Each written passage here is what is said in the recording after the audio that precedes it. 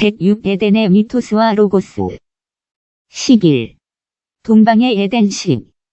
여호와 하나님이 동방의 에덴에 동산을 창설하시고 그 지으신 사람을 거기 두시고 야훼 하나님이 동방의 에덴에 동산을 세우고 그가 빚은 그 사람을 그곳에 살게 하셨다. 그리고 야훼 하나님이 그 땅에 보기에 아름답고 먹기에 좋은 각종 나무가 나게 하셨고 동산 가운데에는 생명나무와 좋고 나쁨의 지식나무가 있었다. 에덴 동산은 기쁨의 동산이라는 의미를 갖는다. 흔히 이이야. 10창 289. 8.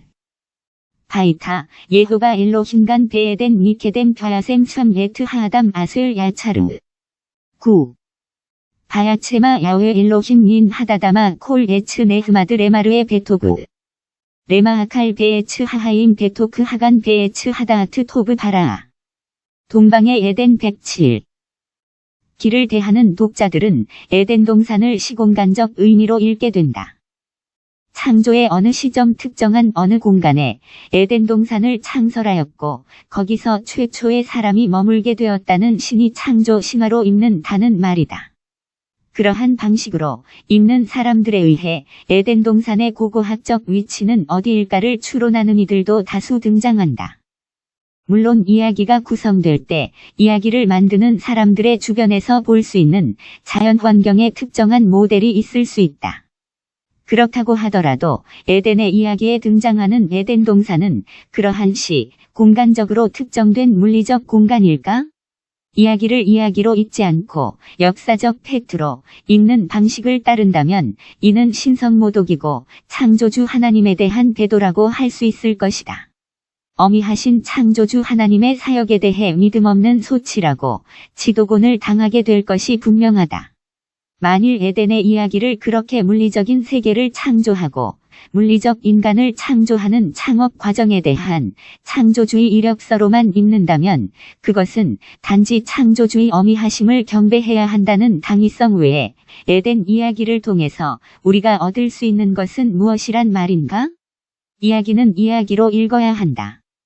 그럴 때 이야기를 통해 담아내려는 옛사람들의 무궁한 지혜에 참여할 수 있고 이야기를 통해 전승하려는 옛사람들의 숭고함을 읽어낼 수 있다. 에덴 동산은 레네펫이 하야가 살게 되는 터전이다. 앞서 언급한 것처럼 레네펫이 하야란 그 코에 생명의 숨결국, 신적 숨결인 네샤마가 불어넣고 신적 의식으로 숨쉬게 된 존재를 일컫는다. 신적 의식으로 숨을 쉬는 108 에덴의 미토스와 로고스. 존재를 성서는 비로소 사람곡 아담이라고 지칭한다는 게 에덴 이야기에 등장하는 사람에 대한 문법이다. 그가 곧 레네펫이 하야다. 그러므로 아담은 하아담아 곧 황무지와 같은 마음의 상태에서 벗어나 아담 아파르라는 존재 인식에 머무는 마음의 상태를 일컫는다는 점이다. 이때에 비로소 그에게 주어지는 마음의 동산이 있는데 그 마음의 동산이 에덴 동산이라는 말이다. 기쁨 안에 있는 동산 혹은 기쁨 속에 있는 정원이다. 안개만 가득하던 땅에 야훼의 비가 비로소 내릴 수 있게 되었음을 의미한다. 왜냐하면 하아담아로부터 아담 아파르가 나왔고 아담 아파르에게 생명의 숨결이 불어 넣어졌으니 비로소 하아담아를 경작할 수 있는 사람이 태어난 것이다. 따라서 에덴 동산은 아담 아파르가 동산지기가 되어 자신의 고향이기도 한 하아담아로부터 각종 나무가 나게 하신다. 동산 중앙에는 생명나무와 선악을 알게 하는 나무도 함께 있게 되는데 이것이 옛사람들이 파악하고 있는 인간에 대한 이해고 신에 대한 이해 방식이다. 과연 그렇게 읽어도 문제가 없는 것일까? 좀 더 살펴보자. 에덴 동산은 미케뎀 즉 해 돋는 데서부터 세워졌다. 미케뎀이란 해 돋는 데서부터 동방, 동쪽으로부터라는 뜻이 있는가 하면 아주 오래된 혹은 옛적부터라는 의미도 담겨 있다. 레네펫이 하야인 처음 사람 아담은 에덴 동산의 동산지기기도 하고 동산을 경작하는 사람이기도 하다. 그렇다면 여기 아담이 머물게 되는 에덴 동산은 곧 아담 자신을 일컫는 말이다. 에덴의 동방의 에덴 109. 이야기에 등장하는 에덴 동산은 물리적 공간이 아니다. 동산 안에는 아담 아파르가 있고 동시에 하아다마가 있다. 이 또한 인간의 마음의 상태의 실존 아닌가? 솔로몬의 아가서의 동산에 대한 묘사를 보자. 아가서란 솔로몬의 노래 중 노래라는 의미다. 남녀의 사랑을 비유로 영성을 노래하고 있는 대목에서 다음과 같은 표현이 등장한다. 나의 누이, 나의 신부는 잠근 동산이요 덮은 우물이여 봉한 세미로구나. 내게서 나는 것은 석류나무와 각종 아름다운 과수와 고벨화와 나도초와 나도와 번홍화와 창포와 개수와 각종 유향목과 몰약과 침향과 모든 귀한 향품이여. 너는 동산의 샘이여 생수의 우물이여 레바논에서부터 흐르는 시내로구나.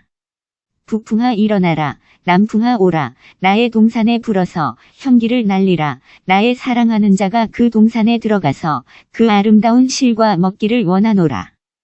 여기서 동산은 신부의 아름다움을 노래하는 비유다. 즉 동산은 시공간적 의미가 아니라 사람의 마음을 비유하고 있다는 말이다. 우물도 마찬가지여 샘도 마찬가지다. 석류나무와 각종 아름다운 과수와 고벨화와 나도초와 나도와 번홍화와 창포와 개수와 각종 유향목과 몰약과 침향과 모든 귀한 향품이 모두 신부의 아름다운 여러 속성들을 표현하고 있는 문학적 메타포다. 에덴의 이야기에 등장하는 동산의 각종 나무도 마찬가지다. 110 에덴의 미토스와 로고스. 아담 아파르는 비로소 지성소를 향해 서 있고 그 동산을 경작하며 지키는 지킴이라고 하는 점이다.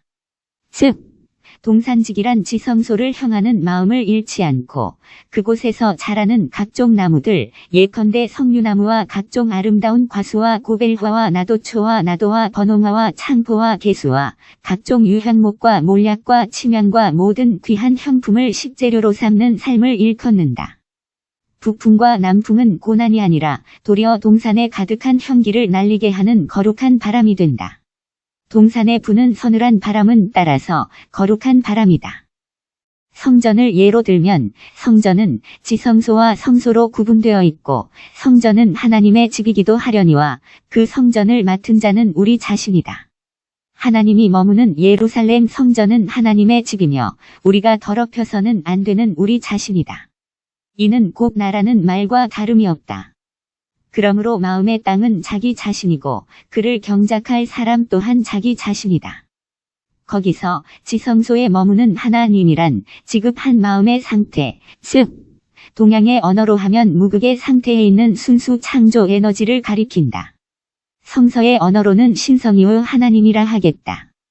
편견이 없고 사심이 없는 순수 존재의 상태에서 펼쳐지는 장엄한 생명의 세계를 일컬어 하나님 혹은 엘로힘과 얼의 세계라 옛사람들은 일컫고 있는 것이다. 그곳 이 동방으로라는 개념이 지시하는 곳이라 하겠다. 그러므로 에덴 이야기에서 동방이란 빛이 비추는 곳, 지성소를 향해 있음을 의미한다. 흩어져 있는 히브리인들이 절기마다 예루살렘을 향해 순례하는데 이스라엘에서 지형적으로 동방은 메소포타미아 문명일 터이나 종교적 의미의 동쪽은 이어 동방의 에덴 111 루살렘이기 때문이다. 시온의 영광이 비추어오는 곳이 그들에게는 동쪽이다. 따라서 동방의 에덴 동산이란 물리적 공간을 의미하는 것이 아니다. 그곳에 자라는 각종 나무들 역시 물리적 나무로 이해해서는 곤란하다. 이 이야기는 처음부터 인간의 그림을 그리는 이야기다. 미케뎀이라는 말은 성소가 지성소를 향하여 있듯 네펫이 하야인 아담은 늘 지성소를 향하여 있는 존재임을 상징한다. 그러므로 에덴 동산이란 그 마음이 지성소의 법궤를 향하여서 있는 마음의 지극한 상태를 일컫는다고 하겠다. 이를 일러 에덴 동산이라고 한다. 즉 해 뜨는 곳으로부터 동산을 창설했다는 에덴 이야기에 등장하는 에덴 동산에 대한 이해와 해석이다. 동산 가운데 생명나무와 좋음과 나쁨의 지식나무가 있다. 이는 지성소로 상징된다. 동산의 각종 나무는 결국 성소에 배치돼 어있는 만물을 의미한다. 생명나무와 지식나무란 동산 중앙에 있는 나무를 어떻게 바라보느냐에 따라 생명나무이기도 하고 지식나무이기도 하다. 둘은 둘이 아니라 하나인데 어떤 이는 지식이고 추상적인 관념으로만 파악하고 있다. 그러나 누군가는 이를 생명으로 취할 뿐이다. 하여 이야기 속에서는 두 나무로 그려지고 있지만 사실 하나라 해도 틀리지 않는다. 다만 생명나무가 휘장으로 가려져 있어 지성소의 생명나무가 보이지 않는다. 하여 생명나무에 대해서는 전혀 이해할 수 없으니 단지 캄캄함이며 어두움. 112 에덴의 미토스와 로고스. 이다. 그에게 생명나무는 생명나무가 아니라 지식으로만 헤아리는 선악의 나무가 될 뿐이다. 따라서 언제나 선악의 나무로 바라보는 이들에게 생명나무는 비밀로 남아있다. 선과 악을 나누며 시시비비를 따져 서슬푸른 심판의 칼을 휘두르고 있지만 사실은 생명의 나무가 비밀스럽게 감춰져 있다고 하는 점이다. 세상을 바라보는 두 개의 뚜렷한 관점이 있다. 마음의 세계를 작동하는 뚜렷한 두 개의 알키메디안 포인트 곡 지렛점이 있다. 생명의 관점인가 옳고 그름 곧 선악의 관점인가. 에덴 이야기에서 진단하는 인간 이해다. 자기 자신이든 타인을 향해서든 언제나 이 같은 두 개의 관점이 작용한다. 함께 맷돌을 갈고 있지만 한 사람은 하늘에 있고 한 사람은 땅에 있다. 비록 몸이 같은 공간에서 같은 일을 하고 서로 같은 말을 주고받건만 그 의식이 한 사람은 하늘에서 구만리 장천을 날고 있고 또 한 사람은 앞서 찾아온 지식을 근거로 땅에 배를 깔고 선악의 심판에 몰두하고 있는 것을 일컫는다. 심판은 언제나 너는 틀렸고 내가 옳다고 하는 사망의 칼이다. 따라서 생명을 살리는 게 아니라 죽인다. 상대를 죽일 뿐만 아니라 결국 자기 자신도 해한다. 선악은 언제나 사망을 낳는다. 따라서 하아다마로부터 아담 아파르가 되었다는 것은 나는 피끌과 재와 다를 바 없다는 고백이고 그 같은 터 위에서 시작되는 삶의 그림이다. 이후 머물게 되는 마음의 상태와 펼쳐지게 되는 내면을 그리고자 하는 것이 바로 에덴 동산 이야기라고 하는 점이다.